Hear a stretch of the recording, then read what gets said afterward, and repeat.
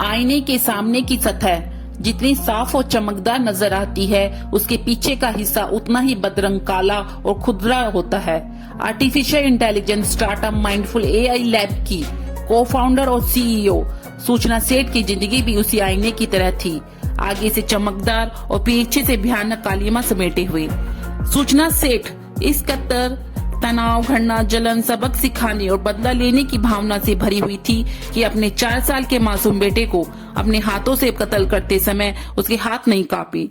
अपने बेटे की कत्ल की साजिश रचते हुए उसके भीतर की मां ने उसे एक बार भी नहीं झंझोरा।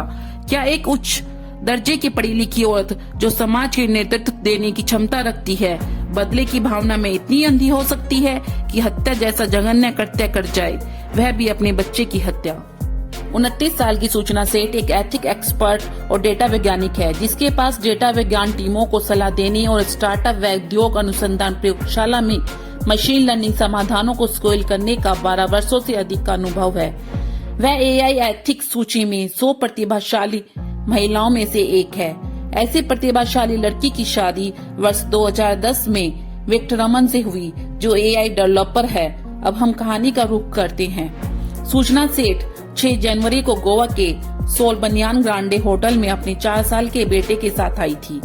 8 जनवरी को जब उसने होटल से चेकआउट किया, तब उसका बेटा उसके साथ नहीं था। होटल स्टाफ ने बेटे के बारे में पूछा तो सूचना सेठ ने कहा वह गोवा के फोताड़ के एक रिश्तेदार के घर पर है। उसने रिसेप्शनिस्ट से कहा कि वह उसके लिए बेंगलोर जाने के लिए कोई टैक्सी बुक करवा दी। रिसेप्शनिस्ट ने कहा कि टैक्सी एक्सपेंसिव पड़ेगी, आप फ्लाइट लेकर चली जाइए, वह सस्ती होगी। मगर सूचना सेठ ने बाई रोड जाने पर ही जोर दिया, तो उसके लिए एक कैब बुक करा दी गई। सूचना अपना सामान लेकर निकली। उधर हाउसकीपिंग स्टाफ जब उसका छोड़ा गया रूम साफ करने पहुंचा, तो उसको वहां खून के धब्बे मिले। स्टाफ ने इसकी सूचना होटल के मालिक को दी और मालिक ने तुरंत पुलिस को इन्फॉर्म कर दिया। पुलिस ने तुरंत उस कैब ड्राइवर को फोन लगाया और कोंकणी भाषा में बात करते हुए उससे कहा कि जिस मैडम को वह लेकर जा रहा है, उसको बिना बताए वह कैब को कर्नाटक के चित्रदुर्ग पुलिस स्टेशन ले जाए। ड्राइवर ने पुलिस के इंस्ट्रक्शन के अनुसार गाड़ी पुलिस स्टेशन पर लाकर खड़ी कर दी, जहां सूचना सेठ को पुलिस ने गिरफ्तार कर लिया। सूचना सेठ के सामान की तलाशी लेने पर उसके बच्चे की लाश पुलिस को उसके ही एक बैग में मिली। सूचना सेठ ने अपने बच्चे की हत्या क्यों की?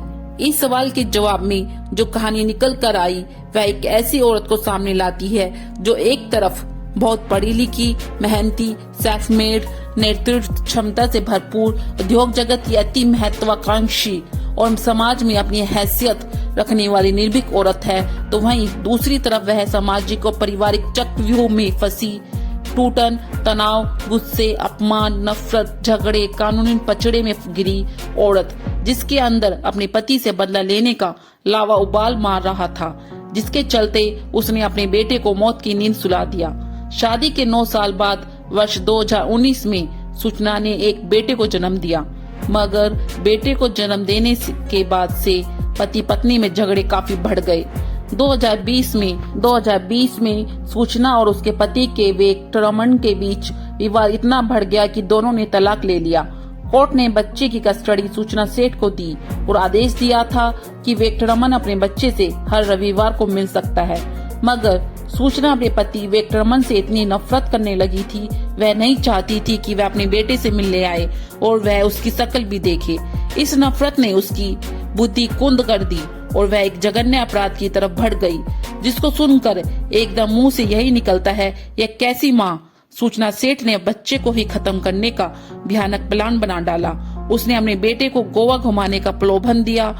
4 वर्ष का मासूम बालक घूमने की बात सुनकर आहत सूचना बेटे को साथ लेकर गोवा गई और वहां होटल के कमरे में उसका कत्ल कर के लाश ठिकाने लगाने के उद्देश्य से बैग में भरकर टैक्सी से बेंगलुरु के लिए रवाना हो गई। यह तो होटल स्टाफ की तेज तरारी काम आ गई। सूचना को बीच राह में पुलिस ने लाश के साथ दबोच लिया। माँ बाप के रोज रोज के लड़ाइयों का असर है कि उनके बच्चे उग्र स्वभाव के और आपराधिक गतिविधियों में लिप्त हो जाते हैं। घर के सदस्यों के बीच तनाव बच्चों को शराब और ड्रग्स की तरफ धकेल रहा है। मेरा इस तरह की वीडियो बनाने का मकसद सिर्फ और सिर्फ आप लोगों को सतर्क और सावधान करना है। यदि आपको मेरी वीडियो अच्छी लगी तो लाइक एंड सब्सक्राइब करें। फिर मिलते हैं एक नई क्राइम स्टोरी के साथ। जब तक सतर्क रहें, सावधान रहें।